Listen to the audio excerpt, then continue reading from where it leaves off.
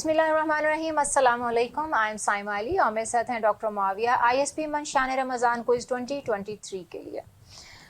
हमने अक़ीदा ख़त्म नबूवत के सिलसिला को शुरू किया समझने के लिए। पहले हमने इसके कुरान के तनाजुर में देखा था और आज हम बात करेंगे अक़ीदा ख़त्म नबूवत अहादीस तैयबा के आईने में। ये हदीस जो है हज़रत अबू हुरैरा रज़ी अल्लाह ताला अन्हो से रिवायत है कि नबी करीम सल्लल्लाहु अलैहि वसल्लम ने फरमाया, मेरी और मुझसे पहले अंबिया की मिसाल ऐसी है जैसे किसी शख्स ने एक बहुत ही हसीनो जमील घर बनाया मगर एक कोने में एक ईंट की जगह छोड़ दी। बस लोग उसके इर्द गिर्द घूमने लगे और अश अश करने लगे और ये कहते हैं कि ये ईंट क्यों नहीं लगाई। नबी करीम सल्लल्लाहु अलैहि वसल्लम ने फरमाया, वो आखिरी ईंट मैं हूँ और मैं ख़ातमुन्नबीयीन हूँ, यानी कि खूबसूरत इमारत की तकमील हमारे आका दो जहां सल्लल्लाहु अलैहि वसल्लम पर हुई। जी डॉक्टर मुआविया साहब, आप कुछ और हदीस जी बिल्कुल। जनाब नबी करीम सल्लल्लाहु अलैहि वसल्लम अपनी ख़त्म नबूवत वाली हैसियत को इस तरह से बयान कर रहे थे कि इस पर किसी तरह का कोई कंप्रोमाइज़ नहीं था। आप जानते हैं नबी करीम सल्लल्लाहु अलैहि वसल्लम दीन के मामले पर तो बिल्कुल भी कंप्रोमाइज़ नहीं करते थे और उसमें आपके यहाँ शिद्दत भी देखने को मिली, गुस्सा भी देखने को मिला और ज़ात के मामले में कभी भी गुस्सा, कभी भी बदला देखने को नहीं मिला। आप सल्लल्लाहु अलैहि वसल्लम की हयात तय्यबा, सीरत तय्यबा का मुताला करें तो सबसे ज़्यादा नाराज़गी आप सल्लल्लाहु अलैहि वसल्लम की जहाँ नज़र आई है वो आई है कि जब ख़त्म नबूवत पर हर्फ आया, यानी फ़ौरन उसके ख़िलाफ़ आपने लश्कर भी तैयार किया और जंग करने का इरादा कर लिया। ख़त्म नबूवत की अहमियत, क्योंकि ये मामला अल्लाह ताला का था कि अल्लाह ताला ने अंबिया के सिलसिले को अब हज़रत मोहम्मद मुस्तफ़ा सल्लल्लाहु अलैहि वसल्लम पर मुकम्मल फरमा दिया था और आप सल्लल्लाहु अलैहि वसल्लम ने अच्छी तरह ये बात समझ आ जाए इसलिए एक मिसाल देकर बात समझाई, जैसा कि अभी आपने बयान किया एक खूबसूरत घर से। इसी तरह नबी करीम सल्लल्लाहु अलैहि वसल्लम ने इस चीज़ को वाज़ेह करने के लिए एक जगह इरशाद फरमाया, अना ख़ातमुन नबिय्यीन ला नबिय्य बादी, बिल्कुल वाज़ेह साफ अल्फाज में कि मैं आखिरी नबी हूँ, अब मेरे बाद कोई नबी नहीं आएगा। उसके अलावा आप सल्लल्लाहु अलैहि वसल्लम फरमाया करते थे कि मैं तमाम कायनात की तरफ नबी बनाकर भेजा गया हूँ, उर्सिलतु इला काफ़तिन नास। मैं अब इससे पहले जितने भी अंबिया और रसूल आए वो एक वक्त तक के लिए थे, एक इलाके तक के लिए थे।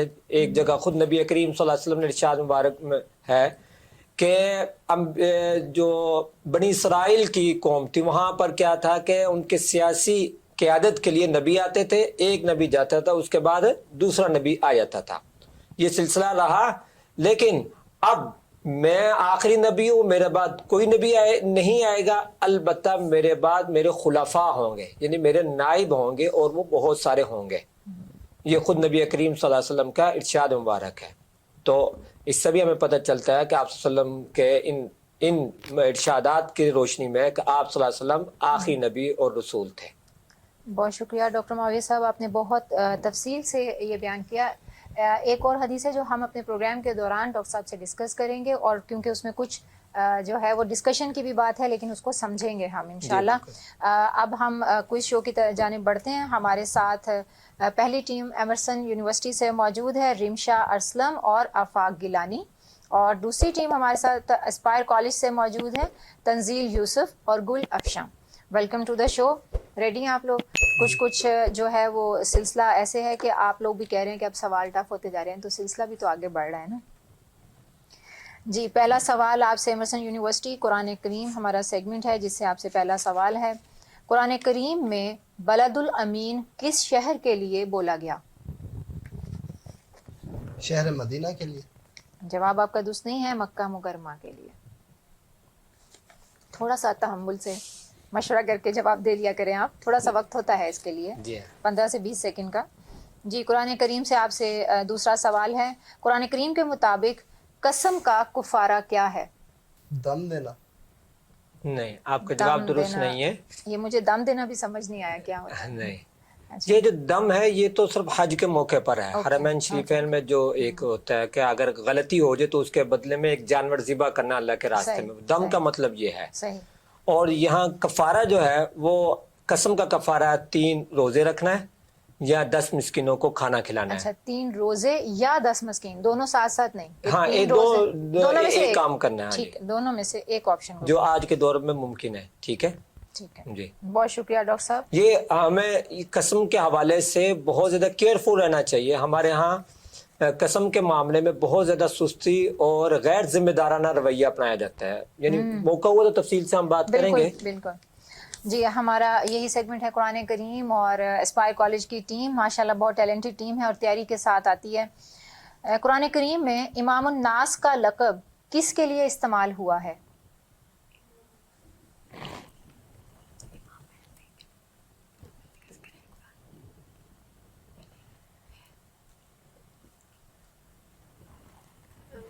امام مہدی. آپ کا جواب درست نہیں ہے، حضرت ابراہیم علیہ السلام کے لیے. ٹھیک ہے. آپ سے دوسرا سوال،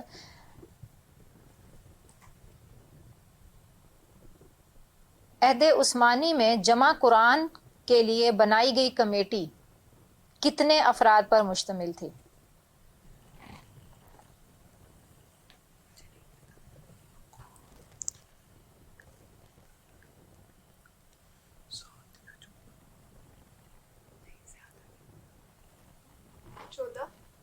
جواب آپ کا غلط ہے، 4 افراد پر. 4 افراد پر مشتمل تھی، جنہوں نے جو جمع عثمانی یعنی جمع قرآن جو حضرت عثمان غنی رضی اللہ تعالیٰ عنہ کے دور میں ہوا، وہ تو حضرت زید بن ثابت، حضرت عمر تو ہیڈ تھے. وہ چار والا افراد. موقع تھا جو آپ فرما رہی ہیں، آپ کہہ رہی ہیں وہ حضرت ابو بکر کے دور میں. حضرت عثمان کے دور میں تو حضرت عمر اللہ کو پیار ہو گئے تھے، شہید ہو گئے تھے. تو اس وقت حضرت زید بن ثابت یہ 4 کمیٹی کو میں سے تھے اور وہ ہیڈ کر رہے تھے اس کمیٹی کو.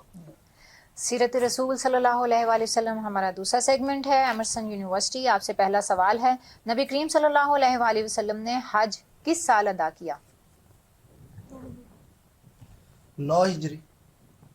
جواب آپ کا درست نہیں ہے. آپ ڈاکٹر صاحب بتائیں. 10 ہجری. نبی کریم صلی اللہ علیہ وسلم نے حج 10 ہجری میں کیا تھا.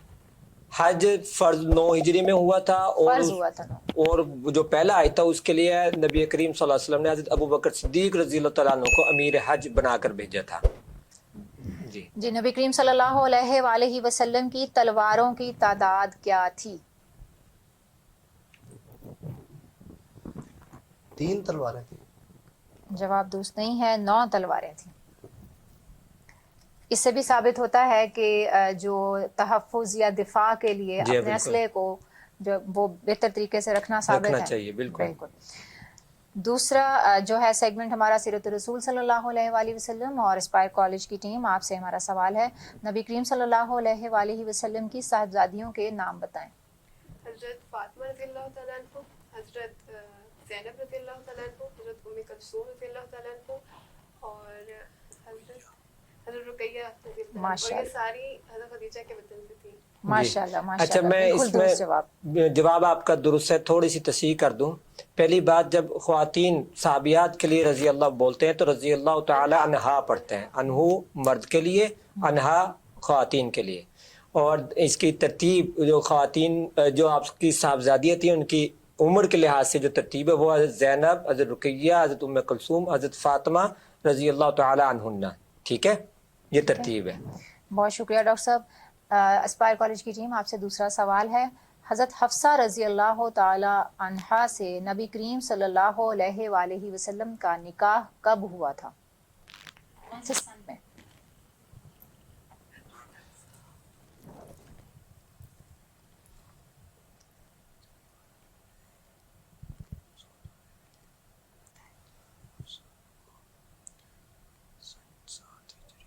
ٹائم ختم ہو گیا ہے مشاورت کا. جواب آپ کا درست نہیں ہے، یہ ہے 3 ہجری. یہ حضرت حفصہ رضی اللہ تعالی عنہ حضرت عمر فاروق کی صاحبزادی تھی، اور ان کے خامد غزوہ احد میں زخمی ہوئے اور پھر شہید ہو گئے تھے. تو پھر ان کے بعد پھر آپ صلی اللہ علیہ وسلم نے ان سے نکاح کیا تھا 3 ہجری میں. بہت شکریہ ڈاکٹر صاحب. 2 سیگمنٹ یہاں تک کمپلیٹ ہوتے ہیں، باقی کے 2 سیگمنٹ آپ دیکھ سکیں گے بریک کے بعد. جی.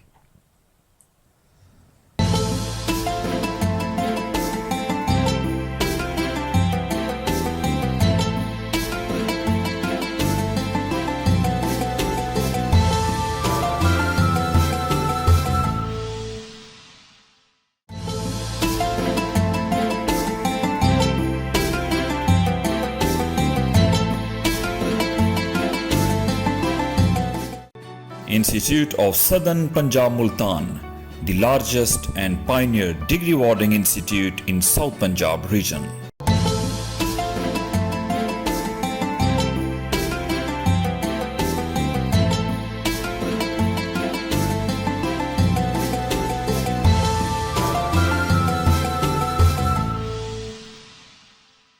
Welcome back. ISP Multan official को सब्सक्राइब कर लीजिए फॉर मोर अपडेट्स। और हमारे शो को स्पॉन्सर किया है संदल कॉस्मेटिक्स ने, और उनकी जानिब से गिफ्ट हैम्पर्स हर पार्टिसिपेंट को दिए जा रहे हैं।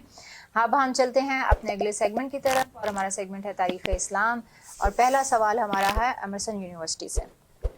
मुसहफ़ उस्मानी की तैयारी के बाद बाकी मुसाहिफ तल्फ कर दिए गए थे, किसने अपना सहीफ़ा तल्फ करने से इनकार कर दिया था?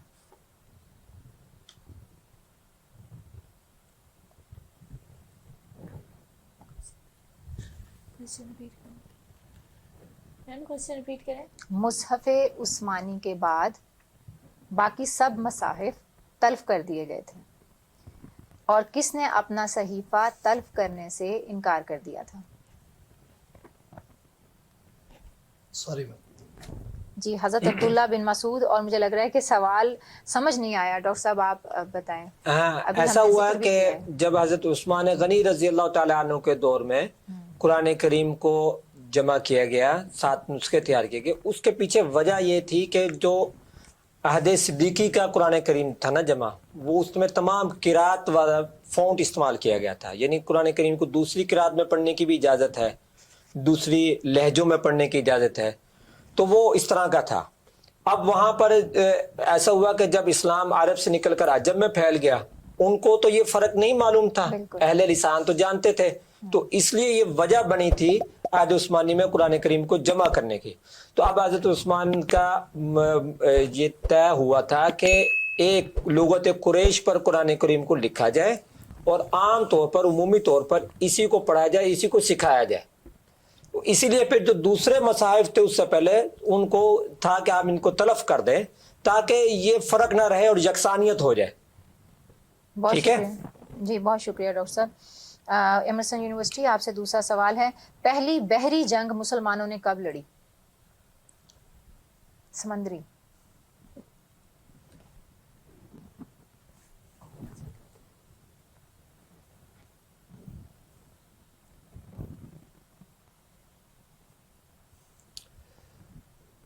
ग्यारह हिजरी में।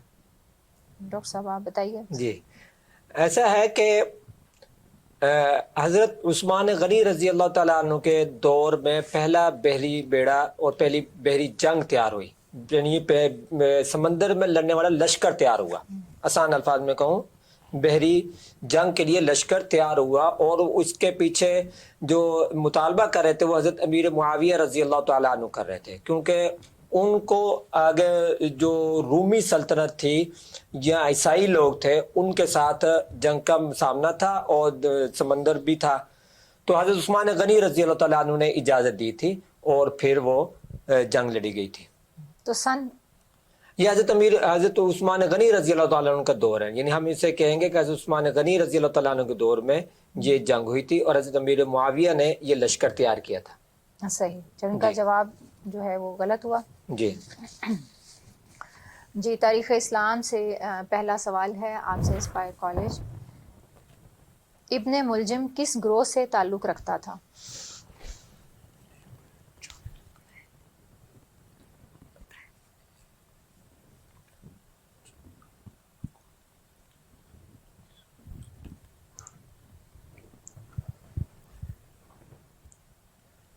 मुशावरत का टाइम ख़त्म हो गया है, आप जो ज़हन में आ रहा है वो बता दें। एक्चुअली आपने इब्ने मुलजिम बोला है ना, तो मुझे ये वालिद का नाम तो याद आ रहा है, इसके बेटे का नाम नहीं याद आ रहा। हमने पूछना ही नहीं उसका, हमने ये पूछना किस गिरोह से, गिरोह का ताल्लुक।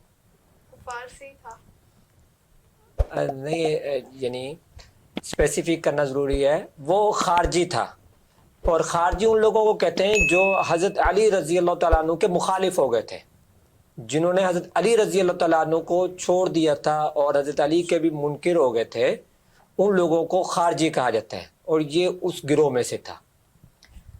दूसरा सवाल आपसे, حضرت عمر نے کس جنگ میں کے موقع پر یا ساریہ الجبل کا جملہ بولا تھا؟ یا ساریہ الجبل یہ حضرت عمر کا مشہور قول ہے.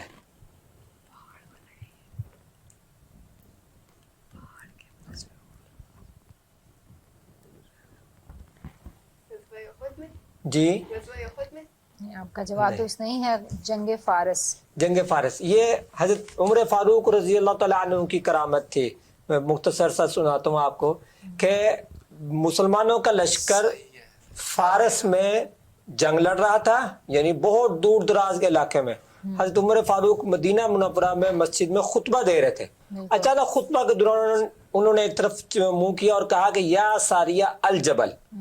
وہ جو لشکر تھا بہت دور، وہاں کے لشکر کے امیر کہتے کہ مجھے آواز آئی کہ یہ ساریہ اس لشکر کے سپہ سالار کا نام تھا. مجھے آواز آئی کہ پہاڑ کی طرف توجہ کرو.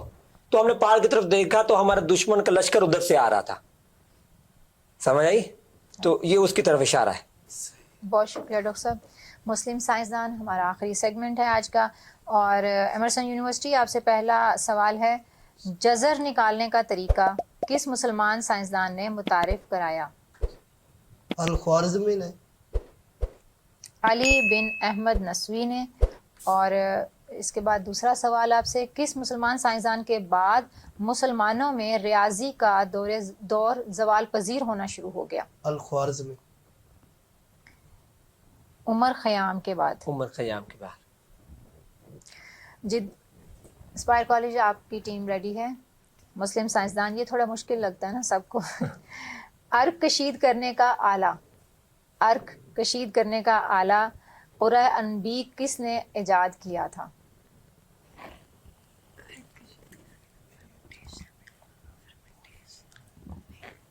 ابوبکر الرازی نے. نہیں، یہ آپ کا جواب درست نہیں ہے، جابر بن حیان نے. دوسرا سوال آپ سے، کون مسلمان سائنسدان اپنے تجربات کو 3 بار کیا کرتے تھے؟